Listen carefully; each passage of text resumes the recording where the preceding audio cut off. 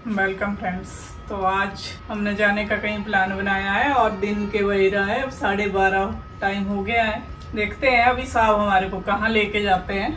तो फ्रेंड्स आज हम जाने वाले हैं सीकर जिले में। यहाँ पे भगवान कृष्ण के कलयुगी अवतार का एक मंदिर है जिसको खाटू श्याम के नाम से जाना जाता है और काफ़ी प्रसिद्ध मंदिर है।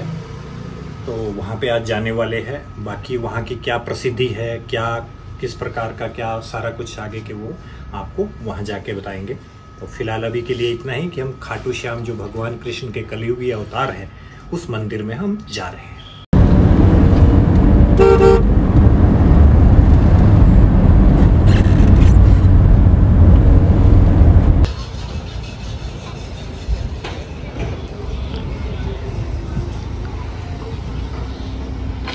तो 2:52 मतलब 3 बज चुके हैं ऑलमोस्ट। और अब भाई हम पहुंचे जगह पे।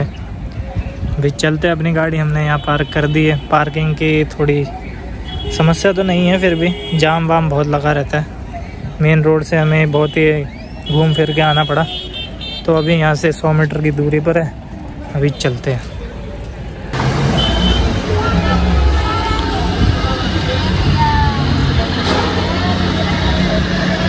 पहुंचने वाले हैं खाटू श्याम भगवान के नज़दीक में दर्शन के लिए। एक VIP गेट है, यहाँ पे रिक्वेस्ट करेंगे हम यहाँ से जाने के लिए।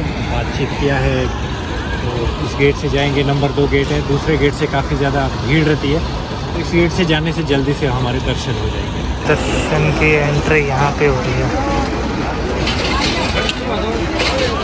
यहाँ से एंट्रेंस है और वो भी एंट्रेंस है। यहाँ से एंट्रेंस ले सकते हो। शॉर्टकट है थोड़ा, मतलब 5 से 10 मिनट में आपके दर्शन हो जाएंगे। वहाँ से वो लंबी लाइन जो मैं उस टाइम आपको दिखा रहा हूँ वो देखो वहाँ से।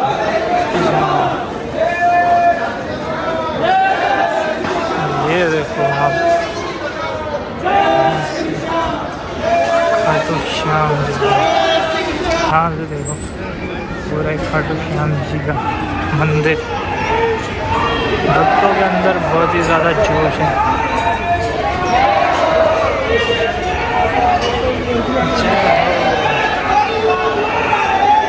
जय हो।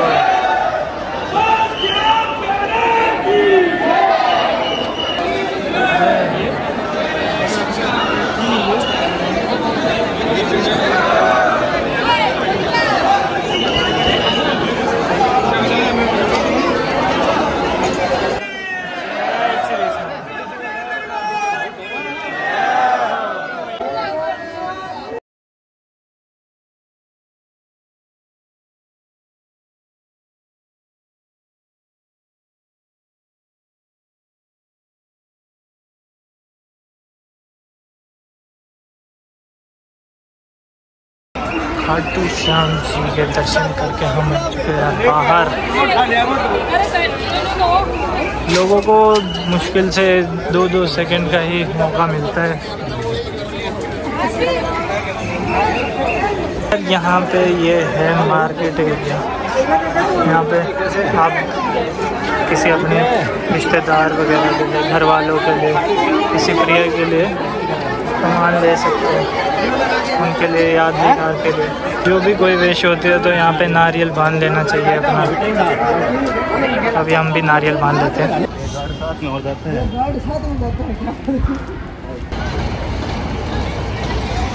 बैठने की बात चल रही है, अभी साथ में बैठना है इन लोगों ने। श्याम जी के दर्शन करके हम वापस आ गए हैं। खाटू श्याम जी की बहुत बड़ी हिस्ट्री है। खाटू श्याम जो है एक्चुअली जहाँ तक हिस्ट्री है खाटू श्याम जी की, तो ये महाभारत से जुड़ी हुई है। कहते हैं कि अगर ये चाहते तो एक ही बारी में महाभारत का युद्ध भी ख़त्म कर सकते थे, समाप्त कर सकते थे। सही बात है। तो उनकी परीक्षा ली थी भगवान कृष्ण और अर्जुन ने। अच्छा हाँ, तो महाभारत के टाइम पे श्री कृष्ण जी ने परीक्षा ली थी।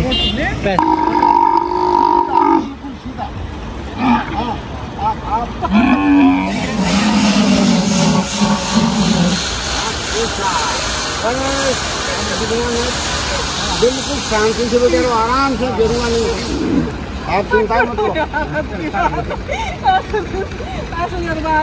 दूसरी कोई पकड़ के रखी बात है। हम बैठ गए हैं। ये राजस्थान का जहाज बोलते हैं इसको। हाँ हाँ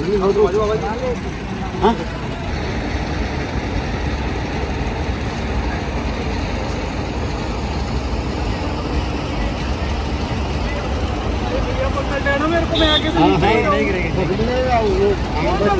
अब नहीं गिरेगा, नहीं गिरेगा भाई, नहीं गिरेगा।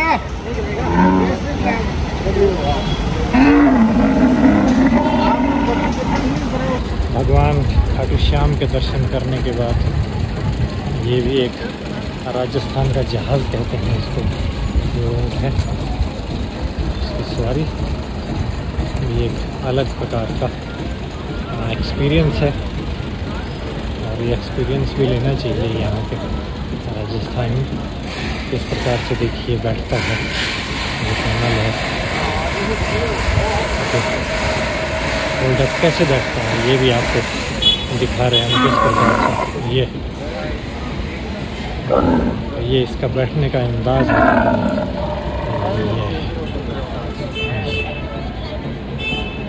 तो दोस्तों अभी हम खाटू श्याम के जो दर्शन है वो करके निकले हैं। तो खाटू श्याम की जो थोड़ी बहुत हिस्ट्री है उसके बारे में मैं आपको बताना चाहूँगा। खाटू श्याम एक्चुअल में जो है वो श्री कृष्ण जी के कलयुगी अवतार है। अब इतिहास की बात करें तो बर्बरीक जो है वो जो भीम थे, भीम और हडिम्बा उनके परपौत्र थे और घटोत्कच के पुत्र थे। तो बर्बरीक ने जो है देवी की इतनी शक्तियां जो है देवी से 3 अमोघ वाण प्राप्त किए हुए थे क्योंकि वो देवी के भक्त थे। तो 3 अमोघ शक्तियां उनके पास ऐसी थी कि वो 3 अमोघ शक्तियां यूज करने के बाद वापस उनके पास आती थी। तो जब महाभारत का युद्ध चल रहा था तो एक दिन जो है भगवान कृष्ण और अर्जुन उनके पास गए, उनसे पूछा कि आप किस साइड से युद्ध लड़ोगे। तो जो बर्बरीक थे उन्होंने बताया कि जो सेना हार रही होगी मैं उनकी तरफ से युद्ध लड़ूंगा। तो जब श्री कृष्ण को पता चला कि अगर ये ऐसा होगा तो कौरव सेना हारेगी तो पांडव सारे नष्ट हो जाएंगे, तो उन्होंने चाहा कि ऐसा क्या है आपके पास कि जिधर को भी मतलब जो हार रही होगी सेना आप उधर से युद्ध लड़ोगे और जीत जाओगे। कि मेरे पास ऐसे वाण है कि एक ही वाण से पूरी सेना को नष्ट कर सकता हूँ। तो श्री कृष्ण ने बर्बरीक से कहा कि आप अपनी जो है वो दिखाइए कैसे कर सकते हो। तो एक पीपल के पेड़ के नीचे गए, एक पीपल के पेड़ के नीचे उन्होंने कहा कि इस पेड़ के अंदर जितने भी पत्ते हैं वो आप एक ही बाण से सारे में छेद कर दीजिए।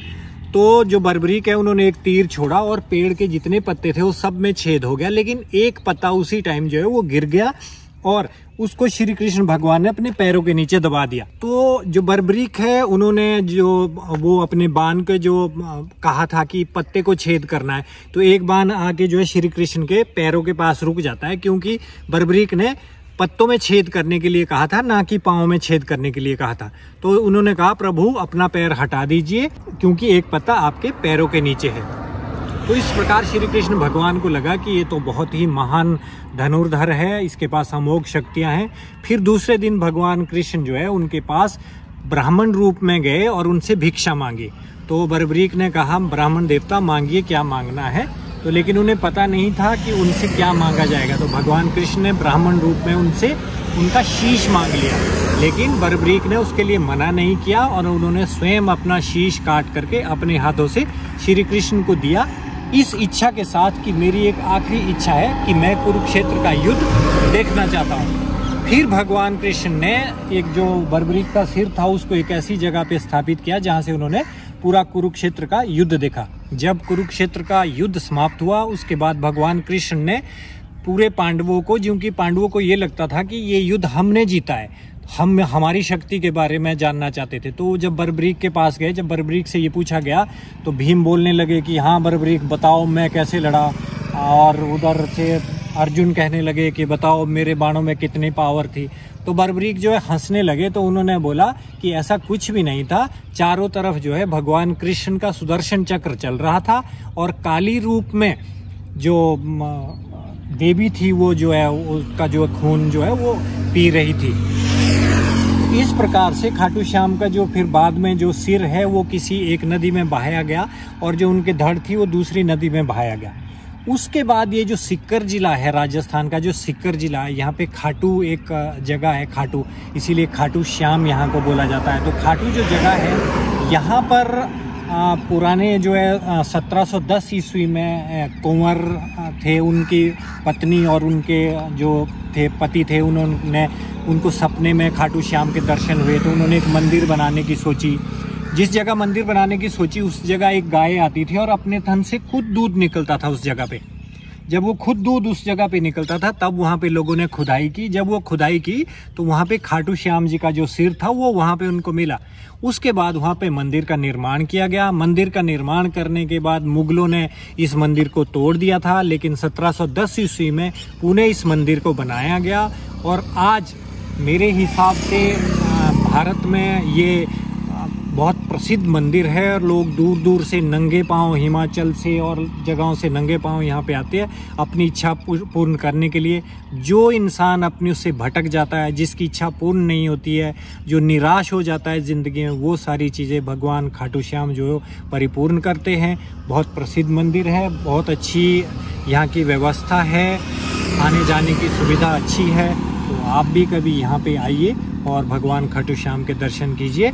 बोलिए जय खाटू श्याम। तो ये थी स्टोरी बिहाइंड खाटू श्याम जी। तो ये स्टोरी थी, बता सकते हैं कि हम एक ही बारी में जो है वो चाहते तो रोक सकते थे महाभारत का युद्ध भी। पावर थी। जय हो खाटू श्याम जी। ये पानी वाला है, उन्होंने भी वैसे ही बना रखा है ना, है ना, ये तो तरपाल हो ना।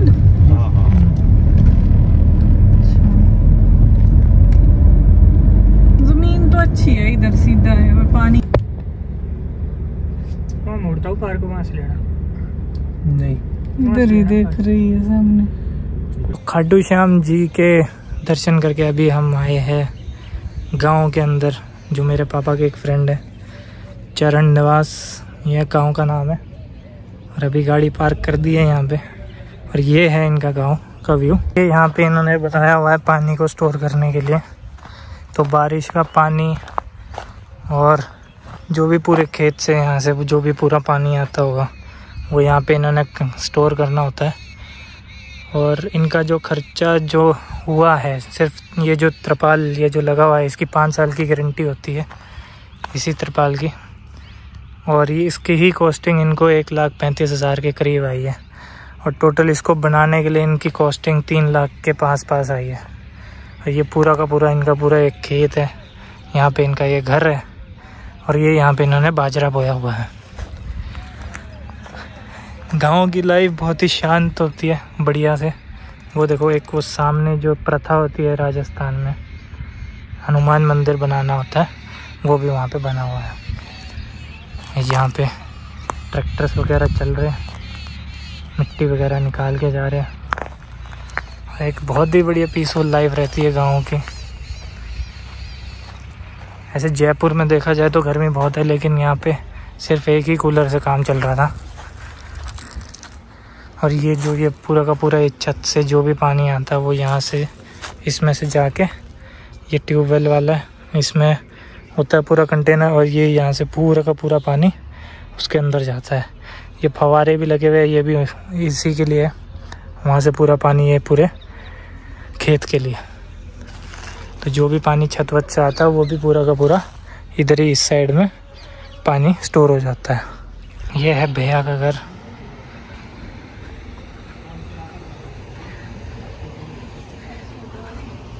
भैया के 3 भाई है और ये इनके पापा है। और ये जिनका बड़े भैया का छोटा बेटा किट्टू है। किट्टू ये डर रखा है मुझसे, पता नहीं क्यों डरा हुआ है ये। इसको मैं तब से लेकर हाई भी कर रहा हूँ, ये भूल जा रहा है मेरे को। डरता है क्या मेरे से किट्टू है? तो इसमें तो बकरी के बच्चे रहते, वो कहाँ है? ये तो बकरी का बच्चा है। हम उधर गए थे ना, पंचामन सिटी गए थे हम, वहाँ पे तो नंदाराम कोंकणा है, जाट है वो भी। तो उनकी बेटे की जो शादी हुई है वो हिमाचल से हुई है, हमारे उससे हुई है उनकी बेटी से शादी। उनके घर गए थे, उसके नीचे 2 बकरी के बच्चे थे, ऐसे ऐसे वाला। हाँ, बकरी के बच्चों के लिए यहाँ पे अपने भैंस वगैरह भी रखी है घर पे, 1 2 3 4 बछड़े भी है उनके। घर से ही पूरा खाने पीने का हो जाता है, दूध भी मिल जाता है और सब्जी वगैरह भी यहीं से बन जाती है इनके। तो सारा काम जो भी है घर से ही खाने पीने का भी हो जाता है। बाकी बाजरा गेहूँ वगैरह ये लगाते हैं। बढ़िया है वैसे लाइव देखा जाए तो राजस्थान में। और ये देखो यहाँ पे कैसे रखा जाता है। ये है गेहूँ रखा हुआ है, गेहूँ पीस के रखा है ना? नहीं पीसने के लिए है ये। और ये थोड़ा थोड़ा यहाँ पे चारा रखा हुआ है यहाँ पे। और ये देखो मशीन यही है, ऐसे करके इसको काट के चारा ये वाली ये रही मशीन। यहाँ से चारा वाला मशीन है, इसमें काट के इसमें से निकल के इसमें से बाहर निकलता है। ऐसे पूरा का पूरा स्टोर टाइप रहता है इनका। बढ़िया है। और ये जो है ना ये बना हुआ है जो ये छत है पशु के लिए, यहाँ के लिए छत वगैरह बनी हुई है। ये गोबर वगैरह रहता है ना जो गाय भैंस का, ये खाद के काम होता है। नेचुरल मतलब वो खाद वगैरह नहीं डालते, ये होता है। और ये बैक साइड से इधर को दिखाइए, इसकी छत वगैरह ये ठंडी रहती है। ये देखो गाय भैंसों के लिए बनाया होता है। ये छत तो किसकी थी ये गेहूँ और उसके होती है, वो घास की होती है बनी। गेहूँ और घास की है ये छत। घास की होती है बनी, घास होती है लंबी सी घास उसका। और ये पूरा इनका ये खेत है यहाँ तक। उसके बाद में इनके ताऊ का खेत है वहाँ पे। ये जो मिट्टी वगैरह जर्सी गाय है ये वाली जर्सी है। ये नेचुरल उसका सीमेंट का ये घास के लिए बनाए हुए कुंड जैसे बनाए हुए ये बनाया हुआ ये। और ये खाने पीने के चारा इसी में डालते हैं, उसी में डालते हैं। उधर को भी बनाए हुए हैं, सभी के लिए अलग अलग बना हुआ है। सभी अपना अपना वो करते हैं। और ऊपर से अंदर से ऐसा बनता है इसको ऐसे। इसमें कोई लकड़ी का इस्तेमाल कम है, बाकी घास पे ही वो बनाए हुए हैं। घास का ज़्यादा इस्तेमाल है। तो बढ़िया है इनकी जो लाइफ है, सुकून भरी है। पूरी मेहनत करते हैं ये लोग। यहाँ देखो पीछे कितना भूसा भरा पड़ा है, अगर दिखे ये देखो पूरा का पूरा भूसा भरा पड़ा है। गांव की लाइफ में मेहनत भी है, पीसफुल भी है। डेज में क्या होता है लोग। आपका क्या नाम है? आपका नाम क्या है? मेरा कानी नाम है आपका। हाँ। और आपके पति का क्या नाम है? मूलचंद जी। मूलचंद जी। हाँ। देखा, ये तो नाम लेते हैं, आप बोलो कि नाम नहीं लेते। ये है तो ये भैंसों को चारा वगैरह डाल रहे हैं। ये इनके पति जी मूलचंद जी यहाँ बैठे हुए। वैसे अमूमन राजस्थान में लेते नहीं। आप लेते हो अपनी पत्नी का नाम? अब ले लागा पहले बोल लेता। मतलब कहने का है कि आप पहले नहीं लेते थे, अभी अपनी पत्नी का नाम ले लेते? अब लेता। लेकिन अभी तो नहीं लग रहा जी, तो कहीं ना कहीं तो वेस्ट होगा। रिकॉर्डिंग ढूंढने है ना तो उसी जी तीन को कोचिंग वाला आप बोलो तो निकल जाएगा। बोलो अच्छा कोई बात नहीं, ध्यान रखो। भैया के घर पे अभी हम खाने के लिए बैठने वाले। भैया अभी गरम गरम रोटियां ला रहे हैं हमारे लिए। मेहमान नवाजी राजस्थान में बड़ी ही बढ़िया रहती है, कुछ भी बोलो, बहुत ही बढ़िया है। आ जाओ आप भी खाना खा लो। ये लस्सी